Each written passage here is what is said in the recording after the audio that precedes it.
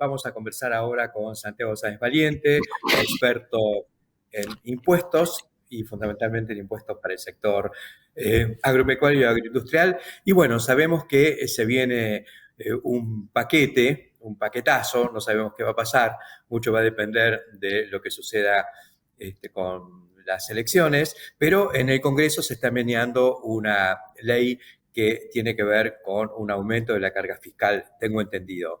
¿Cómo lo estás viendo vos, Santiago? Contanos un poquito. ¿Qué tal, Héctor? Más allá de que algo conozco de impuestos, lo importante es que somos amigos, gracias por llamar. Yo espero que este masazo no llegue, ¿no?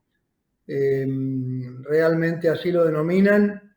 No se sabe todavía a ciencia cierta porque se supone que es un ofrecimiento de información a los legisladores para que decidan cuáles son todas las exenciones que derogarían para lograr una mejora del déficit fiscal que tiene el Estado, el 4,5% del PBI. Con lo cual, no sabemos el destino, pero sí hay una gran preocupación, hay una alerta y casi una movilización en el agro, sobre todo por algunos puntos. Voy a referirme a dos en forma directa, sé que hay poco tiempo, pero vamos a tratar de aprovecharlo. En primer lugar, además, antes de eso, me preocupa sobremanera que aparecen promesas directamente del gobierno de reducir los derechos de exportación, el impuesto violento a las producciones, que esperemos de todas maneras que eso se produzca, pero sería infantil pensarlo, así que vamos a seguir con este punto del tema del inmueble rural. El inmueble rural está exento en el impuesto a los bienes personales desde antaño, antes en la existencia del impuesto a la ganancia mínima presunta, que en realidad se terminó derogando en el 2019 para las pymes. Este impuesto se demostró su confiscatoriedad y razonabilidad, por eso se derogó, era el 1% sobre el valor impositivo de la tierra rural.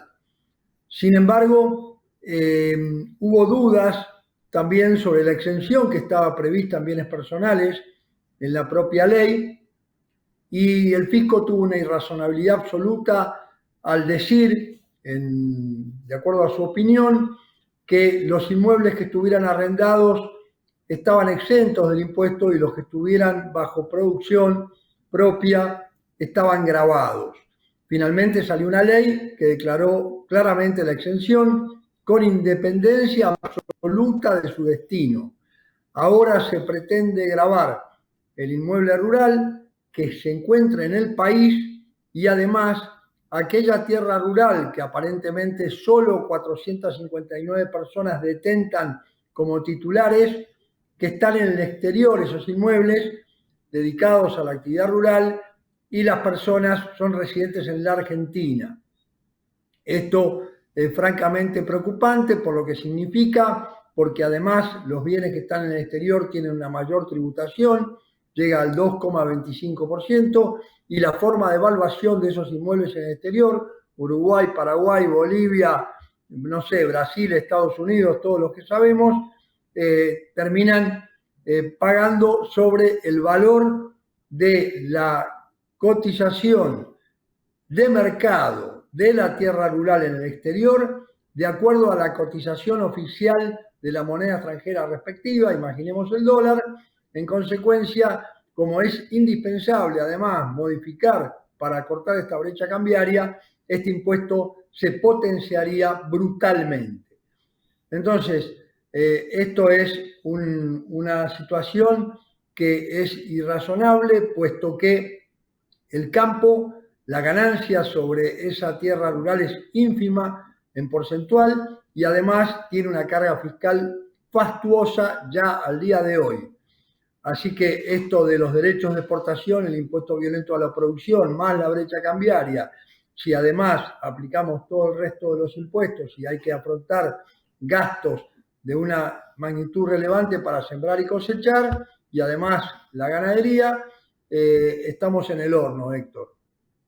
Está planteando justamente el tema al que quería ir ahora, que es la cuestión de la ganadería y este revalúo que implica claramente otro intento de confiscación. Mirá, a mí me preocupa sobremanera por lo que puede pasar con la ganadería si aplican alguna modificación de la evaluación de los vientres. Estamos hablando vacas, vaquillonas, terneras, porque realmente hay una metodología de evaluación que no es porque sí, que existe hace más de 40 años y que tiene que ver con un precio fijo que cada establecimiento tiene en función del momento en el cual inició su actividad y en función de los precios de compras iniciales de la hacienda hembra destinada a procrear.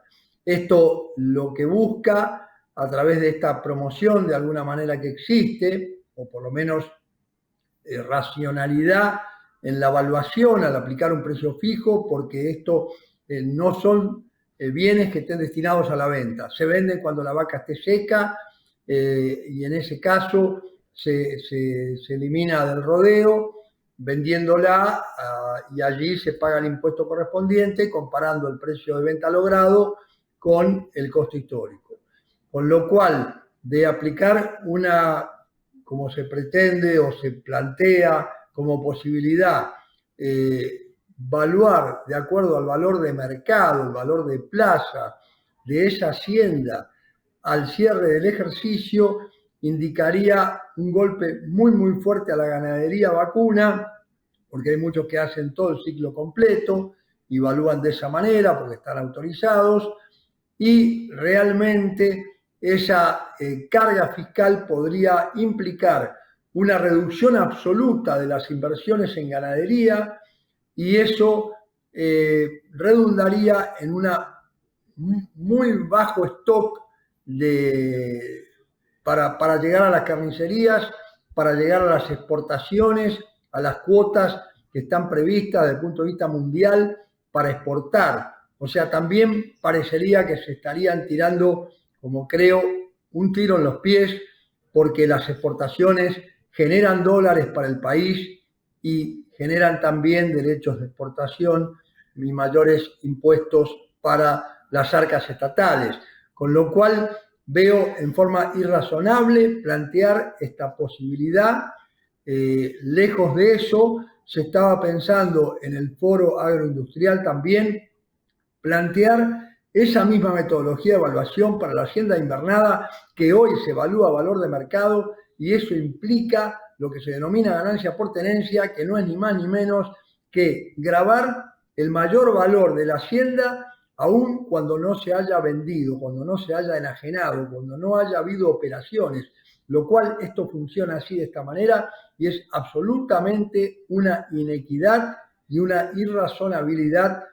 Lo mismo pasa con los granos, del estoque de granos que también obligan a evaluarlo al precio de mercado, al precio de plaza, al cierre del ejercicio, y esta ganancia por tenencia ha sido criticada incluso por grandes tributaristas como fue Enrique Reich y otros que conocemos mucho toda su historia y que de liberalismo tienen poco. O sea, estamos hablando de algo esencial, básico, para incentivar el crecimiento de la actividad agrícola-ganadera, que hay que dejar en ese sentido las cosas como están, porque ya bastante tenemos con todo el castigo actual al agro, con una renta, insisto, ínfima sobre el valor de la tierra rural, que es un bien que debe mantenerse, a mi juicio, absolutamente exento, porque en realidad ya hay impuesto inmobiliario y red vial con una tasa, con los caminos, que vos lo conocerás perfectamente, todo lo que has andado por la zona rural de nuestra querida República Argentina, Héctor. Santiago, vos planteabas el tema de la irracionalidad y a mí se me ocurre un poco esta figura. Suponte que sos una fábrica de tornillos, ¿no es cierto? Los tornillos se hacen poniendo una varilla de acero en un torno que les va haciendo la rosca, ¿no? ¿A alguien se le ocurre ponerle un impuesto al torno?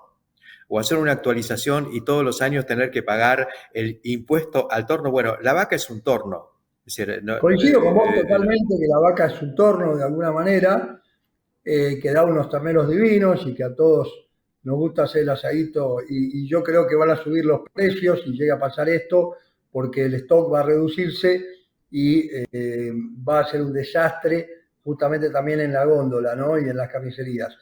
Entonces, coincido con vos plenamente, la comparación con el torno y realmente creo que es un error conceptual pretender modificar estas normas de evaluación. Creo que puede ser un desastre total para la Argentina porque las inversiones se reducirían, desaparecerían muchísimas empresas agropecuarias, en especial algunas de 300, 500 cabezas, que son pequeñas empresas productivas. Imagínate que ahora están diciendo del gobierno que no, que en realidad se equivocaron, que lo que querían era darle beneficios al agro y que de ninguna manera van a perjudicar a los pequeños productores. Eso también, leído entre líneas, parecería decir a los medianos y grandes sí los vamos a perjudicar, sí vamos a seguir sacándole leche, digamos, a estas vacas, más impuestos, más miseria, más pobreza y más gente en la indigencia por pretender solo pensar en aumento de impuestos y no en redeterminar cuáles son los gastos públicos indispensables que el Estado debe cumplir para sus funciones esenciales y no otras que no corresponden, como mantener también empresas que tienen una pérdida fastuosa diariamente. Bueno, estamos frente a un cuello de botella, o vamos para el otro. Hay uno en el que aparentemente están todas las amenazas pendientes sobre la cabeza de los productores. Está claramente expuesto en esta intentona, aunque van para adelante, van para atrás, gambetean la cosa, sabemos muy bien cuál es la sinuosidad de el Massa candidato y lo que hace como Massa ministro. Pero bueno, estamos frente a la continuidad o frente a un cambio. El sector creo que claramente está esperando un cambio. Y la palabra es un poquito esa, la esperanza de que de alguna manera podamos romper con esta inercia y empezar a crecer de nuevo. Héctor, yo hago abstracción total de cuestión política, ¿no? En este punto, desde el punto de vista técnico, y estoy pensando en el daño que se le puede hacer al país y a las generaciones futuras. Vos tenés nietos, yo también, ya sumé el número 5, así que creo que por el bien del país, por el bien de los argentinos, espero que se tome conciencia del efecto que esto puede producir y dejen de lado cualquier tema vinculado con la ganadería y con la agricultura y con el inmueble rural. Y además pretenden también, parecería, redeterminar la cuestión del IVA, que es algo muy delicado, que hay que hacerlo bien y que, bueno, yo tengo algunas ideas que algún día charlaremos sobre el IVA en la góndola, porque hoy esta solución que se ha dado para algunos contribuyentes de devolver parte del IVA con un monto fijo va a quedar en la nada en cuanto pasen un par de meses más, que además está limitado, ¿no? Esa devolución. Creo que hay que plantear nuevamente el tema del IVA en góndola respecto de justamente también en el agro, que con la tasa del 10,5% parece que es un beneficio y es un tremendo perjuicio, y creo que gravar, por ejemplo, los arrendamientos con IVA también va a generar un perjuicio muy grande de acumulación de saldos favorables. Te agradezco mucho, se debe haber acabado el tiempo, pero estoy a tu disposición para lo que quieras preguntar.